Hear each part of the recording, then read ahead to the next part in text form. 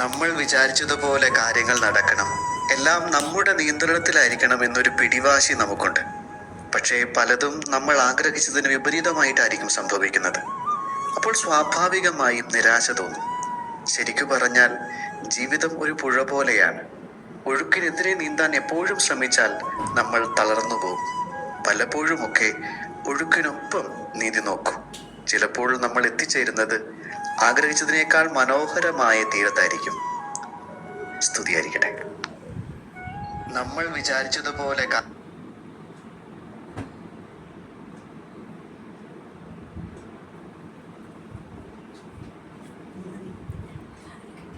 അടർത്തിയെടുത്തതും തിളച്ചതിലേക്ക് ഇട്ടതും നട്ടു വളർത്തിയ കരങ്ങൾ തന്നെയാണ്. വിളമ്പുമ്പോൾ കോരിക്കളയുമെന്ന് കറിവേപ്പിലേക്ക് അറിയാമായിരുന്നു. എന്നിട്ടും രുചിക്കോ മണത്തിനോ ഒന്നും യാതൊരു കുറവും അത് വരുത്തുന്നില്ല. കറിയുണ്ടാക്കാൻ നേരമുള്ള ഇഷ്ടം ചിലപ്പോ കഴിക്കുമ്പോൾ നമുക്ക് കാണത്തില്ല. വേദനകൾ സഹിച്ചുകൊണ്ട് തന്നെ തളരാതെ സ്നേഹം ചൊരിയുന്നവരുണ്ട്. ഉള്ളിൽ പ്രത്യേകതരം മാന്ത്രികതയുള്ളവർ. പരീക്ഷണങ്ങൾ അഭിമുഖീകരിക്കുമെന്ന് അറിഞ്ഞുകൊണ്ട് തന്നെ കൂടെ നിൽക്കുവാൻ ധൈര്യപ്പെടുന്നു. മനോഹരമായ മനസ്സുള്ളവർ, തിരിച്ചൊന്നും കിട്ടുമെന്ന് പ്രതീക്ഷിക്കാതെ സ്നേഹിക്കാൻ കഴിവുള്ളവർ. ആ സ്നേഹം സൗമ്യമായി ഒഴുകി സ്വീകരിക്കുവാൻ ഭാഗ്യമുള്ളവരുടെ ഹൃദയങ്ങളെ പോഷിപ്പിക്കും. അത് സ്വർണത്തിന് സുഗന്ധം ലഭിക്കുന്നത് പോലെയാണ്. അത് കാണാതെ പോയാൽ നമ്മൾ ജീവിക്കുന്നില്ല എന്നാണ് അതുകൊണ്ട് അർത്ഥമാക്കുന്നത്.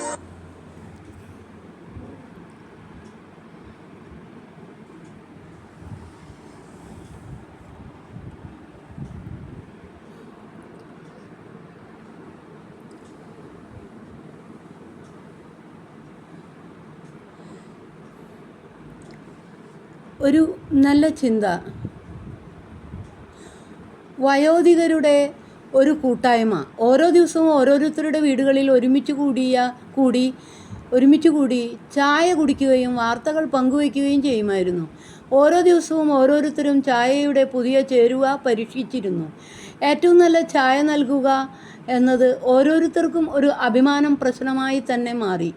നഗരത്തിലെ മുന്തിയ കടകളിൽ നിന്ന് വാങ്ങിയ മുന്തിയ ഇനം ചായപ്പൊടി ഓരോരുത്തരും പരീക്ഷിച്ചുകൊണ്ടിരുന്നു.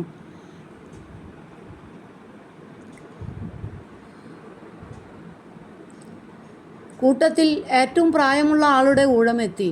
അദ്ദേഹം നൽകിയ ചായയുടെ രുചി എല്ലാവരെയും അത്ഭുതപ്പെടുത്തി. അവർ ചോദിച്ചു, എന്താണ് ഈ വിശിഷ്ടമായ ചായപ്പൊടി?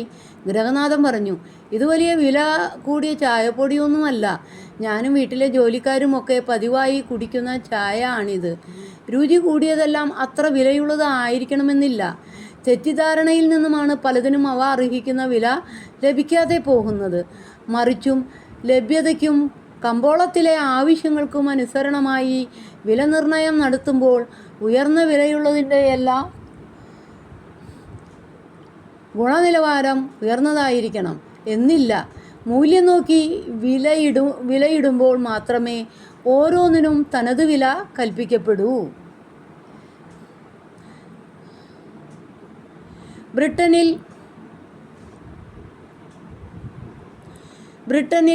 റൂട്ട് സെഡ് എന്ന ഒരു വലിയ ധനികനുണ്ടായിരുന്നു. കണക്കില്ലാതെ ധനം സമ്പാദിച്ചിരുന്ന അയാൾ ചിലപ്പോഴൊക്കെ ഗവൺമെൻറ്റിന് വരെ പണം കടം കൊടുത്തിരുന്നു. തൻ്റെ പണവും ആഭരണങ്ങളും മറ്റും സൂക്ഷിക്കുവാൻ വലിയ കൊട്ടാര സമാനമായ തൻ്റെ വീടിനകത്ത് ഒരു വലിയ രഹസ്യ അറ നിർമ്മിച്ചിട്ടുണ്ടായിരുന്നു. ഒരിക്കൽ അദ്ദേഹം ആ രഹസ്യമുറിയിലായിരിക്കുമ്പോൾ അയാൾ അറിയാതെ തന്നെ വാതിൽ അടഞ്ഞുപോയി. ആ അറയിൽപ്പെട്ട അയാൾ എത്ര ഉറക്കെ വിളിച്ചിട്ടും ആരും കേൾക്കുകയോ കതക് തുറക്കപ്പെടുകയോ ചെയ്തില്ല. അയാൾ വലിയ ശബ്ദത്തിൽ വിളിച്ചു കൂകി. പക്ഷെ ആർക്കും ആ ശബ്ദം കേൾക്കാൻ കഴിഞ്ഞില്ല. അദ്ദേഹത്തെ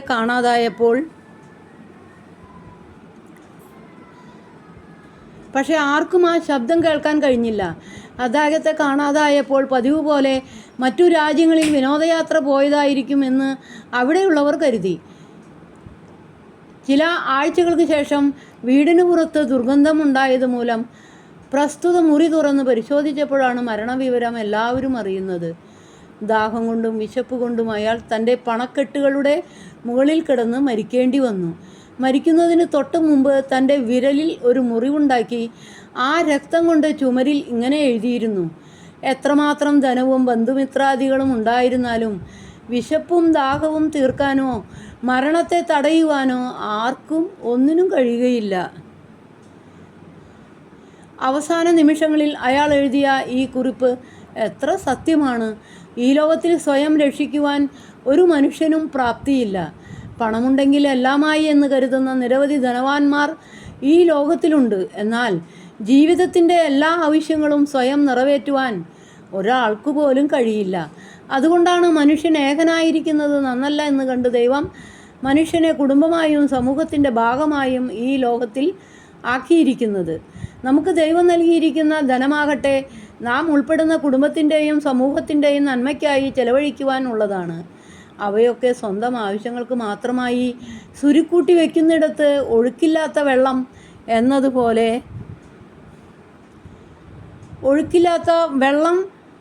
എന്നതുപോലെ ദുഷിപ്പും മരണവുമാണ് സംഭവിക്കുക.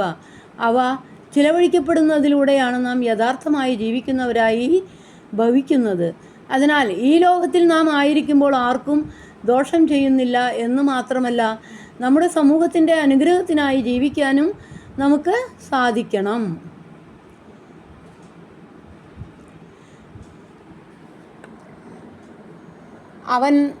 അവൻ വന്ന് തൻ്റെ ആടുകളെ മേയ്ക്കും.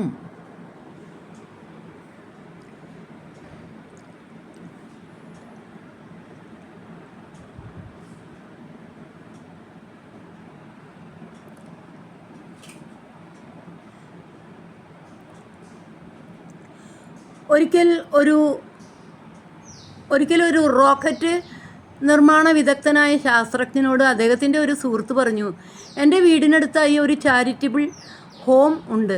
അവിടെയുള്ള അനേകം കുട്ടികളും കാലുകൾ ഇല്ലാത്തവരാണ്. അവർക്കൊക്കെയും ആർട്ടിഫിഷ്യൽ കാലുകളുമുണ്ട്. എന്നാൽ അവയ്ക്ക് 3-4 കിലോ ഭാരം വരുന്നതിനാൽ അതുമായി നടക്കുവാൻ ആ കുട്ടികൾക്ക് പ്രയാസമാണ്. ഒരു ശാസ്ത്രജ്ഞൻ എന്ന നിലയിൽ താങ്കൾക്ക് എന്ത് ചെയ്യുവാനാവും? പെട്ടെന്ന് അദ്ദേഹത്തിൻ്റെ മനസ്സിൽ വന്നത് റോക്കറ്റിൻ്റെ മുൻഭാഗ നിർമ്മാണത്തിന് ഉപയോഗിക്കുന്ന കോമ്പസിറ്റ് ഹീറ്റ് മെറ്റീരിയലാണ്. അത് ഡെൻസിറ്റി ഉള്ളതും എന്നാൽ ഭാരം കുറവുള്ളതുമാണ്. അതുകൊണ്ട് ആ ശാസ്ത്രജ്ഞൻ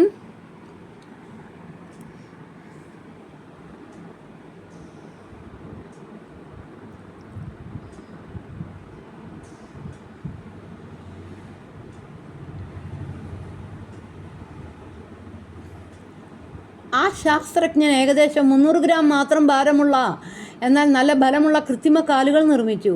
ആ കാലുകളുമായി ആ കുഞ്ഞുങ്ങൾ സന്തോഷപൂർവ്വം തുള്ളിച്ചാടി. അദ്ദേഹം പറഞ്ഞു, എൻ്റെ ജീവിതത്തിലെ ഏറ്റവും വലിയ കണ്ടുപിടുത്തം ഈ ഭാരം കുറഞ്ഞ കൃത്രിമ കാലുകളാണ്. ആ ശാസ്ത്രജ്ഞനായിരുന്നുവെന്നോ അത് മറ്റാരുമല്ല, ഇന്ത്യയുടെ പ്രസിഡൻ്റായി തീർന്ന APJ അബ്ദുൽ കലാം ആയിരുന്നു. എന്തെല്ലാം കണ്ടുപിടിക്കാൻ ഇടയായാലും സ്വന്തം മനസ്സിന് സന്തോഷം നൽകാത്ത ഒന്നും ഒരു വലിയ കണ്ടുപിടുത്തമായി ആർക്കും തോന്നില്ല. എവിടെയാണ് മനസ്സിന് സന്തോഷം ഉണ്ടാവുക? ആഡംബരപൂർണമായ ജീവിതമോ വിവിധങ്ങളായ ഉല്ലാസ സൗകര്യങ്ങളോ ധാരാളം ധനം സമ്പാദിക്കുവാനുള്ള കണ്ടുപിടുത്തങ്ങളോ ഒന്നുമല്ല. അവയൊന്നും ശാശ്വതമായ സമാധാനം പ്രദാനം ചെയ്യില്ല. തൽക്കാലം സുഖമെന്ന് തോന്നിയാലും ആ സുഖമൊന്നും നീണ്ടു നിൽക്കുകയുമില്ല. യഥാർത്ഥമായി ഒരു മനുഷ്യ ഹൃദയത്തെ സന്തോഷിപ്പിക്കുന്നത് നാം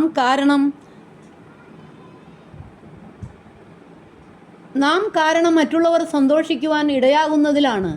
വേദനയില്ലാതെ തലയറക്കുവാൻ വികസിപ്പിച്ചെടുത്ത ഒരു ഉപകരണമാണ് ഗില്ലട്ടിൻ. പക്ഷേ അതിൻ്റെ നിർമ്മാണത്തിൽ പങ്കാളികളായ ആർക്കും തന്നെ അതൊരു സന്തോഷകരമായ അനുഭവമായിരുന്നില്ല. മാനവ സമൂഹത്തിൻ്റെ നന്മയ്ക്ക് വേണ്ടിയുള്ളതല്ലാത്ത ഒന്നും മനുഷ്യഹൃദയത്തിന് യഥാർത്ഥ സന്തോഷവും സുഖവും പ്രദാനം ചെയ്യില്ല.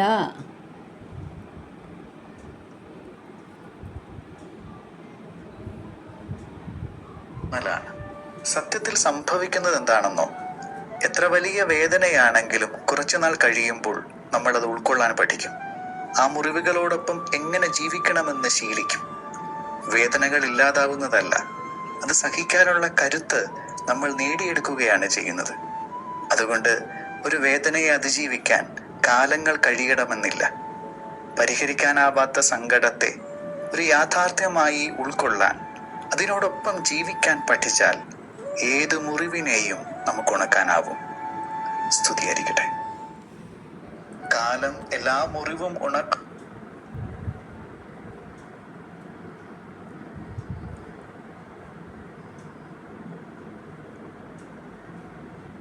എപ്പോഴും പുഞ്ചിരിക്കുമായിരുന്നു.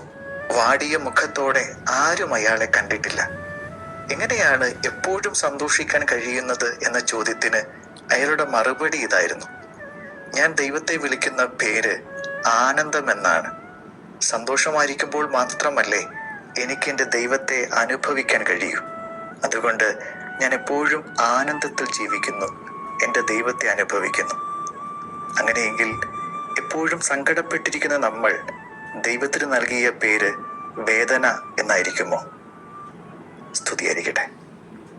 അയാൾ എപ്പോഴും പുഞ്ചിരിക്കുമായിരുന്നു.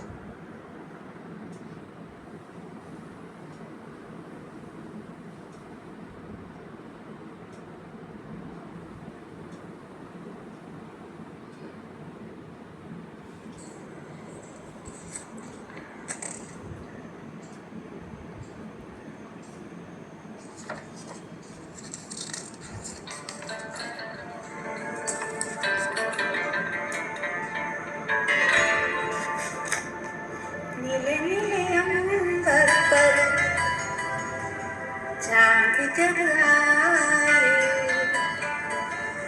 प्यार बरसाए हमको तरसाए, ऐसा कोई साथी हो, ऐसा कोई प्रेमी हो, प्यास दिल की बुझा जाए।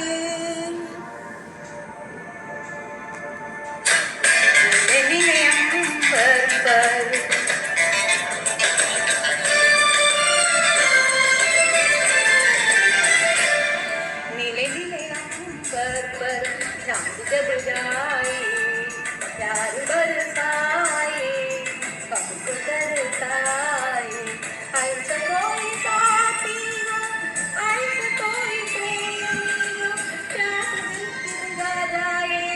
नीले नीले अंबर पर चांद जब आए, प्यार बरसाए हमको तरसाए।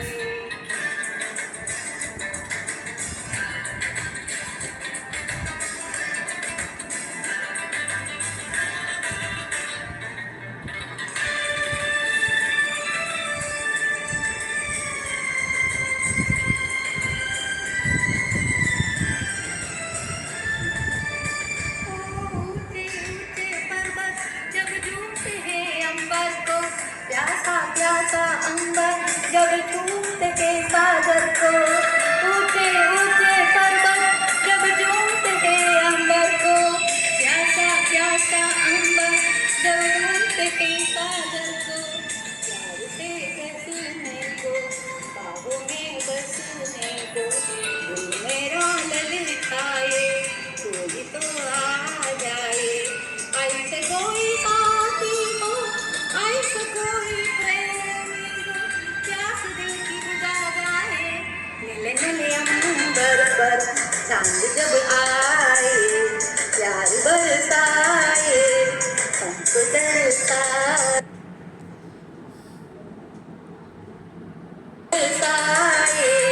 हमको तरसाए।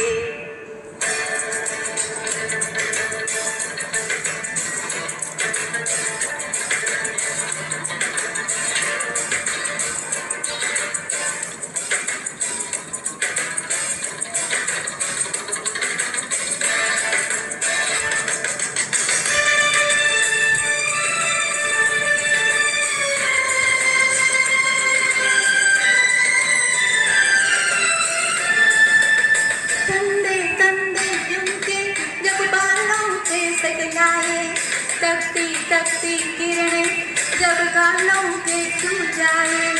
कंधे कंधे झुमके जब बालों के सजलाए, तपती तपती किरणें जब गालों के छू जाए। सांसों की गर्मी को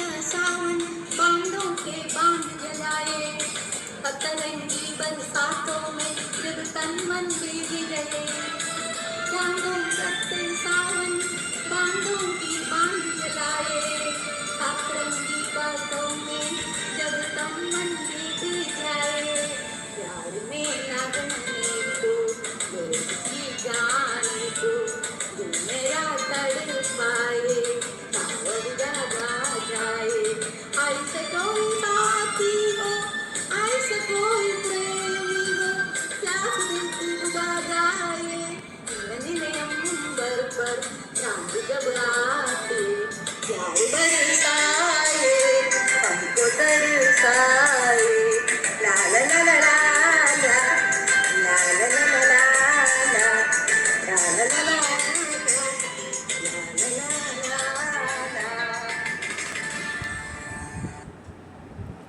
എല്ലാവർക്കും നല്ലൊരു ദിവസം ആശംസിച്ചുകൊണ്ട് പ്രാർത്ഥനയോടെ ഗുഡ് നൈറ്റ്.